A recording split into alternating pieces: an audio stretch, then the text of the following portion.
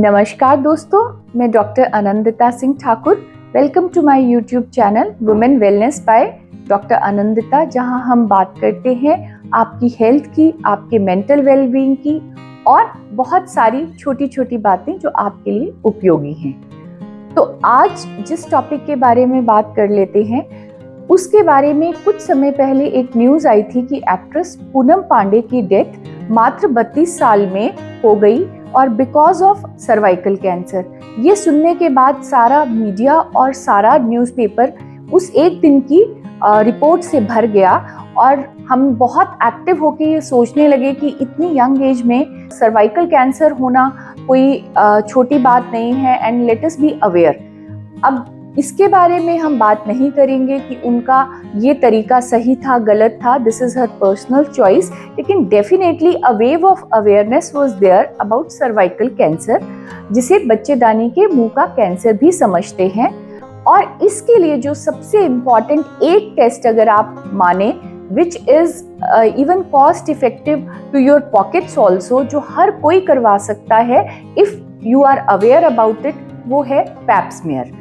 Pipe smear एक cancer का screening test है और वो किया जाता है बच्चेदानी के मुंह को टेस्ट करने के लिए कि आप प्री कैंसरस स्टेज में तो नहीं हैं, ताकि बाद में आपको चल के फुल फ्लेश्ड कैंसर का मरीज ना बनना पड़े।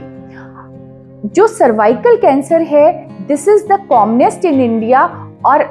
आपको अगर मालूम नहीं है तो मैं नॉलेज के लिए आपके बताऊं कि India tops as number 1 country in deaths in cancer cervix। India में हर 8 मिनट पे सर्वाइकल कैंसर की वजह से एक डेथ हो जाती है, वो हमारा कोई अपना भी हो सकता है। और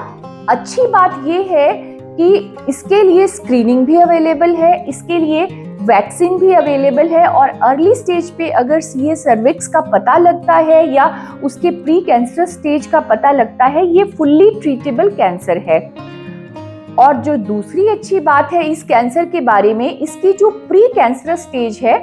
मतलब कि अगर हम बात करें कि जब ये धीरे धीरे पनपना शुरू होता है और सेल्स में चेंज आते हैं और ये कैंसर में चेंज करता है, that is a very long time और लॉन्ग गैप होता है उसके बीच में 10 से 15 साल का। तो अगर आप उस स्टेज में इसे डिटेक्ट करते हैं तो आप फुल्ली इससे बच सकते हैं, या अगर आप वैक्सीन शुरू से ही ले लेते हैं 9 से 45 साल की उम्र में, तो आपको 99% प्रोटेक्शन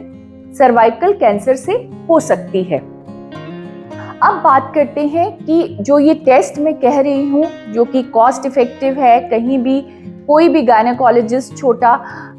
सेटअप में भी काम करता है वो ये पैप स्मीयर ले सकता है। ये टेस्ट आखिर में होता क्या है?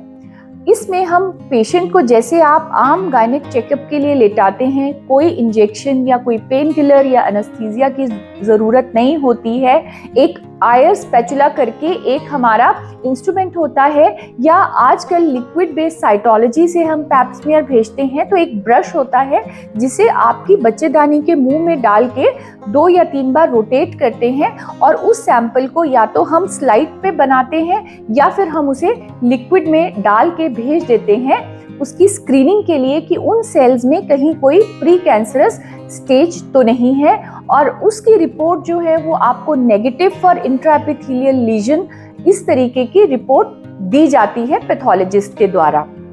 बात करें कि इसे कब करना होता है, प्रेफरेबली जब आप पीरियड्स में नहीं हो, आपके पीरियड्स बिल्कुल फिनिश हो गए हो, तब इसे किया जाना चाहिए ताकि आपकी रिपोर्ट जो है वो 100% सही आए। जो सबसे इम्पॉर्टेंट पैप स्मीयर की बात मैं आपसे करना चाहती हूँ शेयर, वो ये है कि इसे कौन से एज में स्टार्ट करना चाहिए। तो जो नेशनल गाइडलाइंस है इंडिया में वो ये कहती हैं कि पैप स्मीयर का जो टेस्ट है वो 21 साल की एज से शुरू होना चाहिए और टिल 65 इयर्स हमें रेगुलर बेसिस पे करना चाहिए। रेगुलर बेसिस का मतलब मेरा ये है कि अगर आप सिर्फ पैप स्मीयर टेस्ट करते हैं तो आपको हर 3 साल में इसे रिपीट करना है अगर वो रिपोर्ट नॉर्मल आती है। आप समझ रहे हैं ना, आज आपने पैप स्मीयर दिया, आपकी रिपोर्ट 2 या 3 दिन में जब भी आती है और आपकी रिपोर्ट नॉर्मल आती है तो आपको भूल नहीं जाना है। आपको दोबारा से 3 साल के अराउंड ये चीज याद होनी चाहिए कि मुझे दोबारा से अपनी पैप स्मीयर के लिए जाना है। और मान लीजिए कि अगर आप पैप स्मीयर के साथ पीवी टेस्ट भी करवाते हैं, जिसे ह्यूमन पैपिलोमा वायरस, जो कि सबसे बड़ा रीजन है सीए सर्विक्स के होने का, अगर साथ में आप एचपीवी टेस्ट कंबाइन करते हैं पैप स्मीयर के साथ और वो रिपोर्ट बिल्कुल नॉर्मल आती है, तो आपको हर 5 साल पे जाना है। और जहां तक की बात करें कॉस्ट की, कॉस्ट डिपेंड करती है। अगर आप गवर्नमेंट हॉस्पिटल में करवाते हैं तो this test is totally free, और अगर आप किसी प्राइवेट सेटअप में करवाते हैं तो शायद करने का आमतौर पर 500 रुपीज के आसपास का खर्चा होता है। और एचपीवी टाइपिंग अगर आप नहीं करवाते हैं तो 500 रुपये का और खर्चा है। शायद एचपीवी टाइपिंग थोड़ा महंगा आपको लगे, अराउंड 1500 के करीब चार्जेस होते हैं एचपीवी टाइपिंग इसमें साथ में करवाने में। तो मेरा ऐसा समझना है कि ये इतना कॉस्टली तो नहीं है कि आप अपनी सेहत के लिए, और जो कि सबसे जानलेवा कैंसर है महिलाओं में, इसके लिए आप अपने बारे में या अपनी फैमिली के बारे में इतना सा भी ना सोचें। तो अगर आपको अपने लिए अगर ये लगता है कि मुझे अपनी सेहत का पूरा ख्याल रखना है, और आपके फैमिली वालों को भी अगर ये लगता है कि मेरी मदर को, बहन को या बेटी को फिट रहना है, तो ज़रूर ज़्यादा से ज़्यादा लोगों में ये वीडियो शेयर करें ताकि हम अवेयर होकर इसके बारे में चलें। और पैप स्मीयर जैसा एक छोटा टेस्ट जो कि कहीं भी हो सकता है, एक प्राइमरी हेल्थ सेंटर पे भी किया जा सकता है, इसे निग्लेक्ट ना करें। तो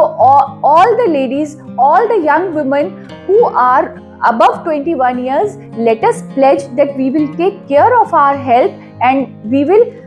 be free of CA cervix at least. Thank you so much.